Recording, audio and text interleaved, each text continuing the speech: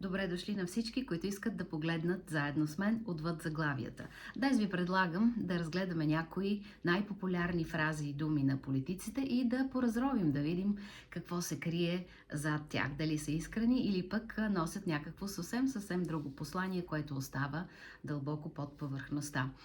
Тези дни вероятно ще бъде конструирано новото Народно събрание и по традиция всеки председател на новите парламентарни групи ще произнесе така наречените програмни речи, за които политиците много старателно се готвят.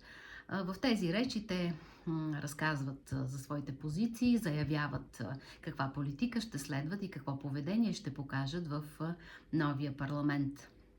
Много е вероятно да чуем същите тези шаблонни, изтъркани фрази, които сме чували години наред и които не са водили до никакво действие след тях, но за това ще стане дума малко по-късно. Хайде да започваме. Първата фраза, която ви предлагам да разнищим е, когато един политик често казва: народът иска, българите очакват, избирателите настояват.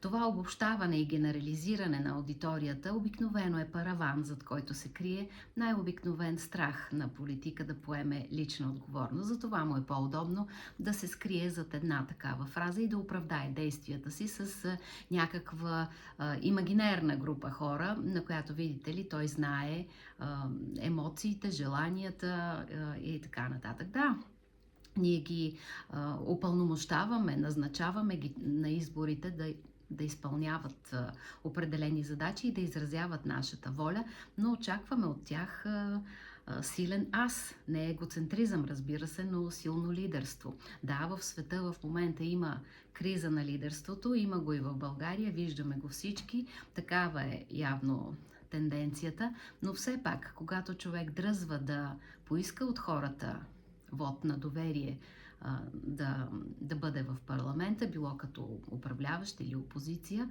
хубаво е да носи отговорност с името и с лицето си, да не се крие зад паравана "българите искат, българите смятат, народът така пожела". Втората интересна фраза, която можем да разнищим, е конструктивен диалог или поставяне на червени линии. Колко пъти чухме тези две фрази през последните години? Много, нали? Обикновено, когато политиците говорят за конструктивен диалог или пък, че поставят червени линии, това означава, че са готови за преговори, само че такива, които няма да се видят от избирателите и от публиката, които няма да станат достояние на масовата аудитория. Ще бъдат договарени, да не кажа търгувани, различни интереси някъде в задкулисието. Приготвила съм още няколко интересни фрази, които със сигурност знам, че сте чували.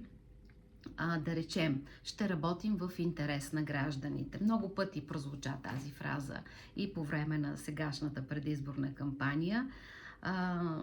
По принцип тя означава, че политиците искат да ни кажат, че ще вземат решение, което ще обясняват, че е много полезно за всички, независимо дали е такова.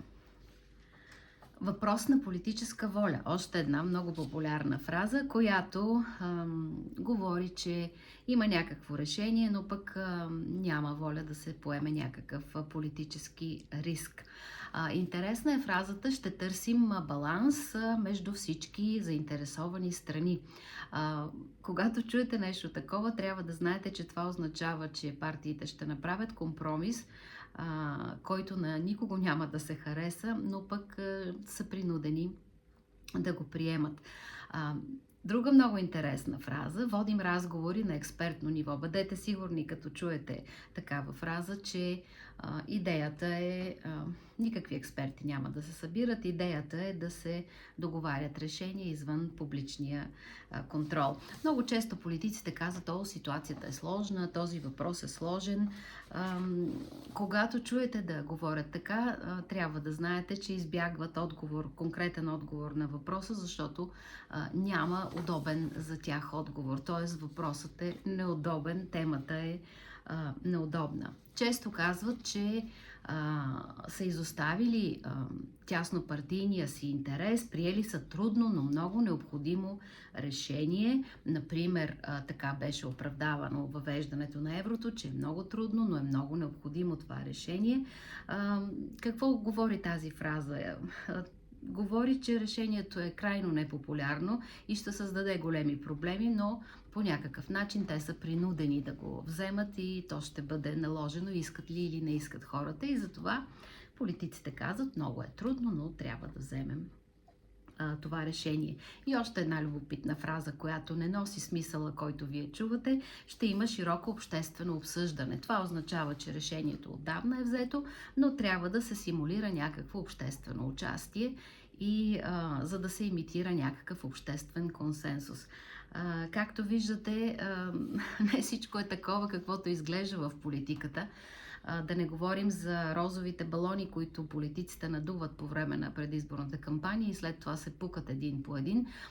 Да припомням ли фрази като борба с корупцията, разграждане на системата, смяна на системата, генерална реформа и какво ли още не, което слушахме 30 години и така и не доведе до нищо съществено. Даже напротив, в много сфери нещата се влошават. Така че, когато слушате един политик да говори, задавайте си въпроса: той използва тези шаблонни фрази, за да скрие нещо, което не смее да каже, или е искрен?